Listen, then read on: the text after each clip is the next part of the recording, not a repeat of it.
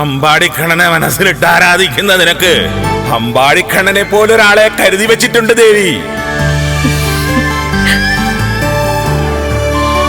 അയാൾ വരും, പൗർണമിക്ക് തന്നെ. പൂർണ്ണചന്ദ്രനെ പോലൊരാള്.